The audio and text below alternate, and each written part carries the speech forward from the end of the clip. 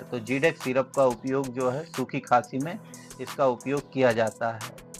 सूखी खांसी आती हो, खांसी आते-आते पलटी भी हो जाती हो, तो इस सिरप से आपको रिलीफ मिल जाता है। इसकी अगर फार्मूला की बात करते हैं तो इसमें जो है डेक्सोमेथेर्फेन, हाइड्रोब्रोमाइड एंड क्लोरोफेरामाइन मिलीमेट के साथ में जो है ये आता है। और इसकी जो है अगर डोज की बात करते हैं तो इसका डोज जो है 5 साल से ऊपर बच्चों में या जो है 7 साल से 5 साल से 7 साल तक बच्चों में इसका ऊपर बच्चों का इसका उपयोग किया जाता है।